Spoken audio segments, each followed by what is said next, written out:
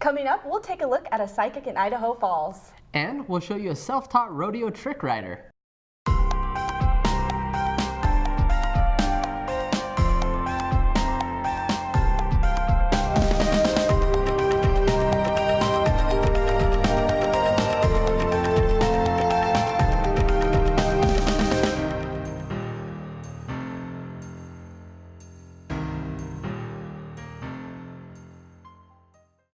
Hello and welcome to Upper Valley, Idaho. I'm Brindy Beatty. And I'm Brian Muir. Thanks for being with us. In a world where most people are fearful of being unique, Jessie Wiesman introduces us to one woman who embraces her differences and turns them into a positive influence for others. When you first meet her, Christy Brower seems like the average you and me. She grew up in Rexburg, Idaho, and received her degree from Idaho State University. I am actually a social worker, and I worked in mainstream mental health for 8 years. Since a young age, Christy knew there was something different about her. I've always known my mom was very supportive of my sisters and I and our intuition, and she had very strong intuition, and so I grew up with it my entire life. But at the age of 21 and at the face of a life-changing experience, Christy's life took a turn. I was diagnosed with fibromyalgia when I was 21 and told by a medical doctor to just go home and live with my meds because that was going to be my life, and I really felt like that was really inadequate. And so I started doing a lot of research and learning and studying, and started learning about alternatives in nutrition and healing, and realized that this was an area that not only could I heal myself but other people as well. Christy decided to combine her social work skills and her intuition into a new form of healing. To me, it's the same thing. It's the same work. Christy's healing methods are different in the sense that her tools include crystals and drums. I am a professional psychic and energy healer. I do that here locally. I'm also on the radio, and I work with people internationally on the phone. The future. 2 words that play an inevitable role in the circle of life. For the most part, it's unpredictable. But for Christy, the future is now. When I do my psychic work, I give readings for people, but then I also do a lot of energy healing, which is a balancing of the energy body and healing problems that occur in the energy body that then cause problems in the physical body. Here, I can say things that I wouldn't necessarily say in mainstream mental health. I have always had very strong intuition, and even as a kid, I was the kid that all the other kids went to for help when they had a problem because I just tended to know the answers. Intuition is a gene that Christy says runs in her family. It started with her mother and has been carried down to Christy and her sisters as well as their children. For Christy, this intuition is visual. I'm clairvoyant, which means that I see things. And so a lot of it is just visual for me. Christy's clients come to her in search for answers as well as looking for the reassurance of the paths her clients are taking. Love and money are the most common topics. Lots of validation of what people already know about themselves. They just need to hear somebody else say it out loud. And sometimes it just brings clarity and often peace to people. Because Christy's abilities are unique in their own way, there are some who Christy says just don't understand. It's not my job to convince anybody of anything. I just simply come to work and do what I do. I respect other people's opinions. I do expect to be treated with respect myself as well. However, Christy still loves being able to share her ability with other people. It brings great meaning to my life to be able to offer my skills to other people. She uses her intuition and abilities for a positive tool of healing and hopes that one day she can reach out to more than just the local community. I think it's important for people to know that what we do is not scary. It is not contrary to any religion. It's not related to a religion in any way. It's only about spirituality. People come here from every religion I can possibly think of, or no religion at all. But what we do is really about being human beings and about being connected to the divine, which we all are, regardless of what our belief systems are. Reporting from Idaho Falls, I'm Jessie Wiesman, Upper Valley, Idaho. Christy gives personal readings weekly on her radio show. Be sure to reach out to her at 12radio.com or contact her through her personal website at christybrower.com. Fresh homemade cookies, steaming rolls, juicy sandwiches, all in one place? Reporter Alicia Bingham shows us one bake shop that's bound with strong family ties. Geraldine's Bake Shop was started up by a woman named Geraldine. She later sold it to her sister and brother-in-law, Mary and Jay Bungard, who have added their own twists and recipes to the menu. Oh, I like just experimenting with new things. Right now, I'm experimenting with some hard, crusty rolls and breads, so I like doing the experimental stuff like that. Many people often wonder what they can do to make their own breads and rolls taste as good as if it came from a bakery like Geraldine's. You have to be patient, use the highest quality ingredients you can get, and then you have to do it all the time. If you want to learn how to bake bread, you get your recipe, you bake it. If it doesn't turn out, I can almost guarantee it's not going to turn out the first time, just keep doing it. The more you bake, the better you're going to get. Practicing baking was one way that Jay got started in this business. He has experimented with baking various types of breads and recipes, but that's only one part of running this kind of business. There are other things that are far more important, according to Jay. If you're going to have your own business, you got to have your spouse involved with it. You got to have a good relationship with either your spouse or your partner. You got to have somebody that you can talk to, they can bounce ideas off of, or they can be honest with you. Because when you start out with your business, you think you know everything and you know how to do everything, and you don't.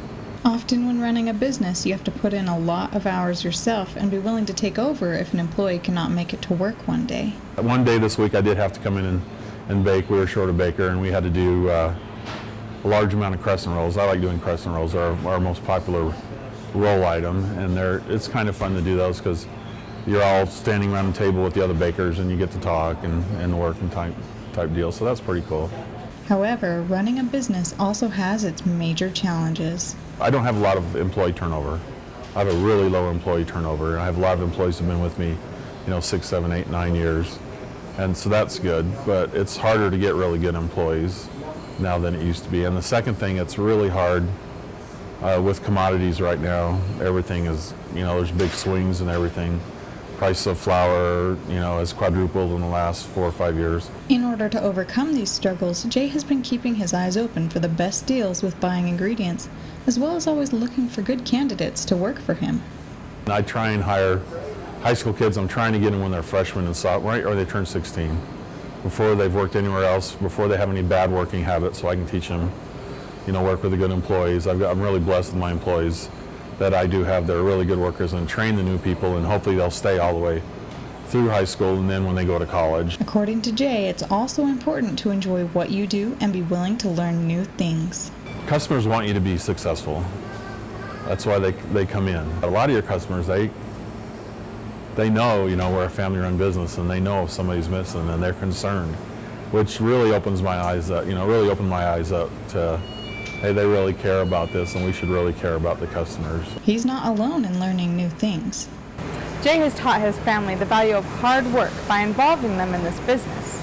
He has the opportunity to work with them on a daily basis. Right now, the favorite part of running my business is working with my kids. I have 2 kids that work full-time, a couple that work part-time.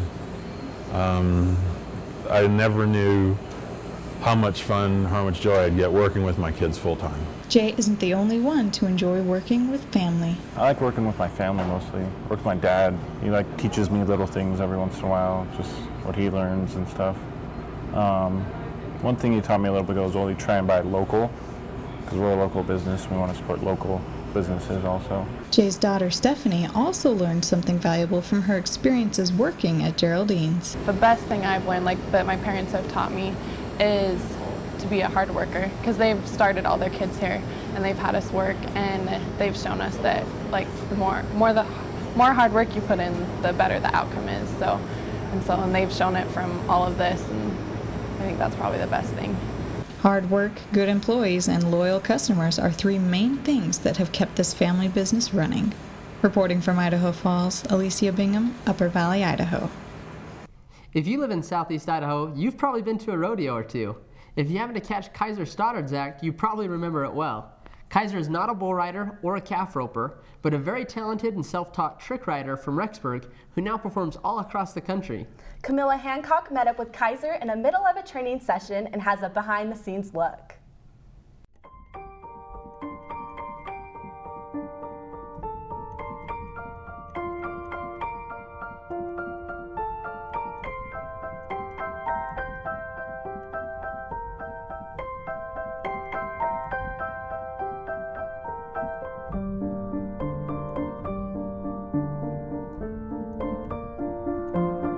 To be able to start out trick riding, it It was kind of by accident that I started. It was just the right people seen me and the right people pushed me in that direction. I'm Kaiser Stoddard, and I have a passion for horses, and it's what I want to make my career and my living at. I spend all of my time with my horses training and performing, teaching new tricks, things that other people can't do and have never done, and entertaining crowds and showing them what is possible with the equine animal.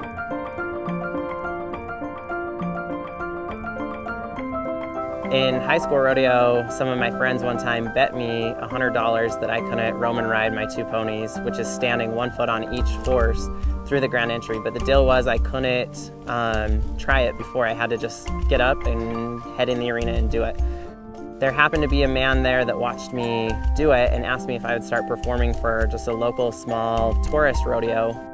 That's how I got started.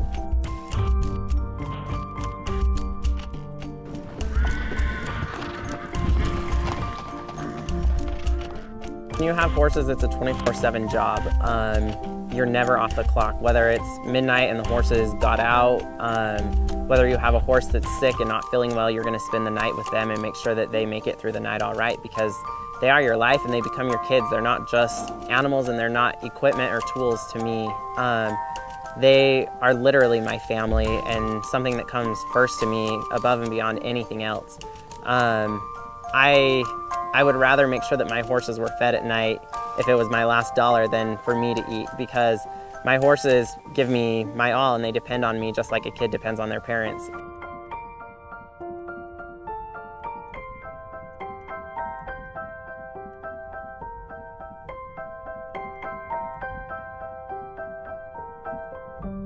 For me, I always want to be able to show crowds and people my actual passion for my horses. And I think throughout how much I put my trust into my horses with my own life shows people how much passion I really have for them, how much love and respect we have for each other. It's never a one-way thing. My horses have to love and respect me and I have to love and respect them in the same aspect. I'm trusting everything that I have to an animal that doesn't even speak our language. But you have to learn to communicate with them in something that they understand and something that they know. I feel like in life, horses were meant for us to use to our benefit. If you look back through history, horses kind of paved the way for a lot of things. Whether it was pulling wagons, farming fields, packing people for transportation, that was the first stages of how people were able to accomplish their everyday needs in life. And as time changed, technology starts to take over those things and the horses are slowly pushed out of that. Horses, I think, want to please and they want to be with you. They're companion animals, so they don't like to be alone. I don't want to force my horses so far out of their comfort zone that it becomes something that they don't like to do. My horses like to perform, they like to be in front of the crowds. And so for me, it's easy to teach because they want to do it, they want to please, and they want to be able to show off. I never would have imagined myself being the trainer that I am now as far as training the kind of extremes, as far as teaching my horses tricks that nobody else trains normally. I'm just trying to do something that nobody else has done before, and so that you're getting a new show that isn't the same show that everyone else has. Rexburg native Kyson Kidd has a talent and love for creating and recording music. After making several of his own albums, he started a recording business in his own home. Katie Alvarez has the story.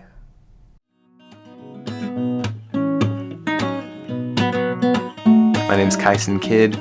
I love music. I think creation is something you're born with and something you develop. And I think everyone is born with it and everyone can develop it. Not because I don't believe in what you're saying. Ooh.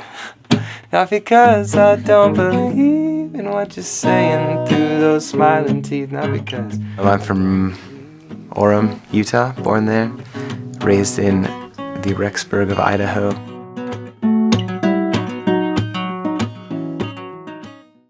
I am a recorder of music. I am a studio engineer. and I'm a producer. I play music and I write it, and I like to record it and listen to it. I think the more I make music, the more I want to make more. Like when you listen to a good song, you're like, yeah, it's so awesome. You love the way it sounds and feels. And then I just want to be able to do the same thing or create something like that. There's just something that happens, I don't know how to explain it, but you make a song and you share it. I don't know, it's just amazing. And it's probably those moments when you get to see, someone's having a bad day and you get to see them smile when they hear your song, or you get to inspire them to create something. I think that's worth it all. I feel like a lot of people say look, you make music, that's so awesome, I could never do that, like I'm dumb, or I don't know, I'm terrible at that stuff, I'm not creative. But I think what it takes to create is just discipline. I think you could even develop creativity by just something as simple as like whistling a tune. You're like, oh, I like that tune, it sounds good, I think that's developing right there. Then you just kind of keep going, you build off of it, sing a tune, grab an instrument, play something. I think more than anything, not so much, I don't feel like I was given like a natural ability for music. It was more like a natural love for the result I got from music. It really took a lot of dedication and, hundreds or thousands of hours of work, and you have to decide that you want it. If you don't want to, then you won't. I guess when someone experiences my song, hopefully the experience they would have would be kind of like a pep talk, like have a better day. Could be to just think about their life differently. A lot of my songs I try to see I'm usually singing about, my own experience, but trying to see it through a different way, a different view. And so if I can help people do that, then that's, mission accomplished. I just love to make an experience. So a song isn't just like you listen to it. You can have an experience with a song, kind of create a moment, lift someone up. So my next album, the See Yourself Project, it's all about that. It's about becoming something. I don't know, as you look at yourself, you find out I wish I could fix this, or I want to be a little better at that. And then the album has songs about just life, you go through trials, you go through this. It's kind of about being in a new place and then figuring out what you want to be and then becoming it. I want my music to help people do that, help people look at themselves or see other people differently, and then just change for the better. I just think it's really important to help people. I've noticed that I get a lot more out of things when I have a helpful attitude. When I'm recording someone, I'm going to get paid. That's fun. I get money. But it's just different when you're doing it to actually help them. There are lots of occasions where they're kind of out of money, or it's getting too expensive, but then, I'm loving the song, so I'll do a little extra. I'll mix it for an extra hour just on my own or whatever. And I think when you do things like that, when you help people kind of go out of your way to bring someone else up or do something that they can't do for themselves, then you have more success. Obviously, creation comes from our Maker. It comes from God. Anything that we create is because God has given us that little desire to make something. So if we're doing it selflessly, trying to help people, then He's going to inspire more. It's more fun, more enjoyable.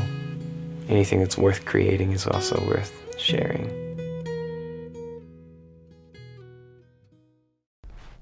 If you love video games, cards, and science fiction, then Game Pulse might be a good fit for you. Nate Sitton takes us inside the store and explores what it's all about. I missed. Oh no, Silver's here! Silver's here! No, that was... Oh, he wants me! He wants me! He wants my goodies! Thank you! Oh, you didn't have a diary! I did! These young men represent a large portion of our country's population, usually consisting of males who enjoy video games. On Main Street, there is a store called Game Pulse, which attracts many of the community's video game enthusiasts. The store's owners, Tyrone and Isaac, explained about the history of Game Pulse and what some of the activities are that you can expect inside the store. My name is Tyrone Dickerson. I am one of the co-owners here of Game Pulse. It was founded in 2009 by another gentleman that I bought the store from. And then just recently we acquired all this inventory from Dragon Slayer. And now it's just merged into one building, and this is Game Pulse. I'm Isaac Bevan. I'm one of the owners here at Game Pulse. The main goal of our store is to have fun, and if that's through just coming in even with your own game and playing games, having that camaraderie and having that time together to have a place to come and not have to worry about school or other things in life, just for even a couple hours, that's what we're aiming for. One of the most popular things at Game Pulse is a card game called Magic. One Magic enthusiast, Seth, explained how it is such a unique game and how it has a lot to offer. What's so great about Magic is that you can have just different type of creatures and you can customize the decks to how you want it. You know, you don't have to actually stick to a certain play set or stick to a certain format. You can create it however you want. For example, this right here is a samurai deck, just to kind of show you. The art is really unique. It's really broad. It's not just a simple board game or a simple card game. There's different strategies, there's different spells. As I said, like different ways that you can do the deck. You know, you can either do all creatures in a deck, or you can just do all spells, or you can, I don't know, there's just a lot of different ways that you can do it. That's what makes it unique and fun. Game Pulse recently held a League of Legends tournament. Gleason, the tournament facilitator, explained what happened behind the scenes to make the tournament come to life. Right now we have like 9 teams, so with 5 people per team, that's like 45 people. I just did this kind of extra where I'm going to have shoutcasters, or you would kind of say like sports announcers. I'll have 2 of them showing up right here. I have my tech guy standing here, and we're actually going to view the game while they're playing it and give live action feedback where they're at. If you're still wondering what League of Legends is exactly, Matthew Davis, one of the tournament participants, explains what the game entails. League of Legends is called a multiplayer online battle arena, and it's 2 teams of 5 players. Each play one champion who has their own set of abilities, and you have 3 different lanes that you all go through, and you essentially try to kill the opponent's base. That's the main objective. Is you have these rows of towers to protect your base, and so you have to basically take down a few towers and then push into their inner base and destroy the inside of their base. The champions of the tournament were called Team Lurger Legends.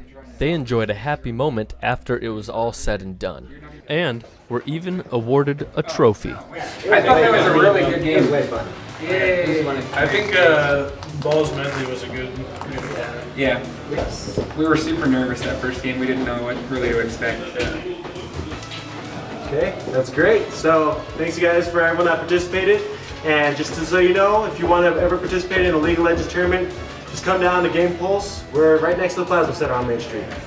All right, see you guys later. In this short documentary, Kevin Mosinian introduces us to Austin Zoner. Austin has been an IBA student for the past 5 years.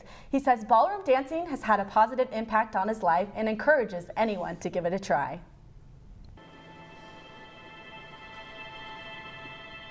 It's been a very powerful avenue in my life. It really kind of helps me not define who I am, but express who I am more. It is a big part of my life. My name's Austin Zoner. I've been dancing 8 years. It's expressive. I can just be myself when I'm on the floor and, learning how to move.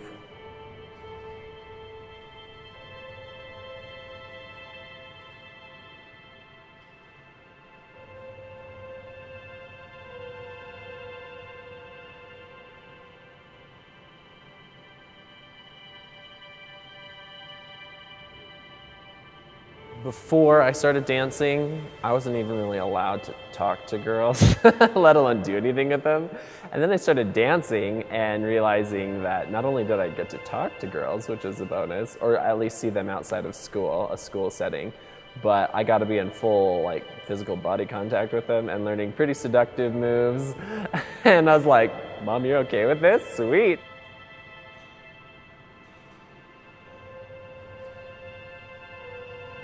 I started teaching Austin Zahner one of my first years I was here teaching at IBA, and I had the chance to work with him while he was in high school, but then also as he joined the college teams as well.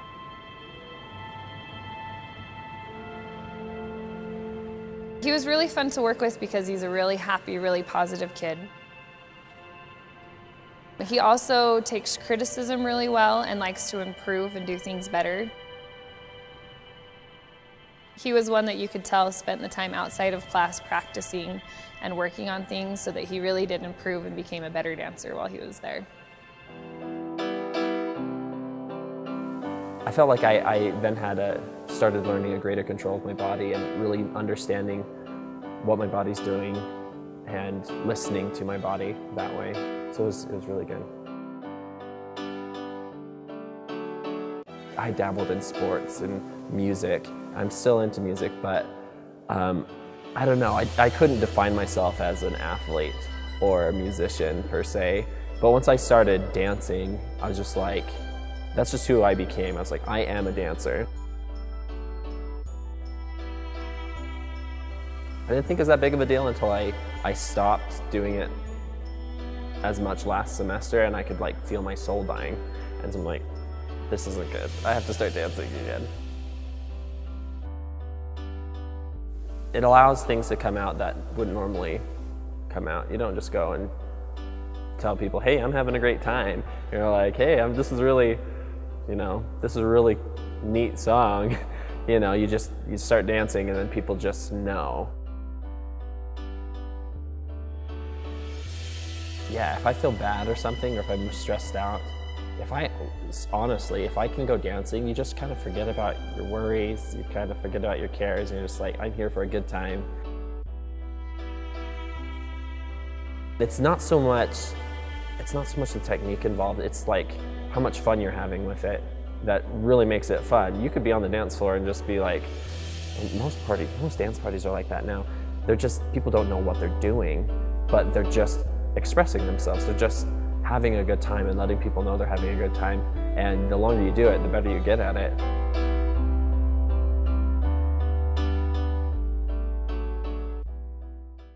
Well, that's going to do it for this edition of Upper Valley, Idaho. Thanks for being with us. We hope you continue to enjoy all the gems that Upper Valley has to offer.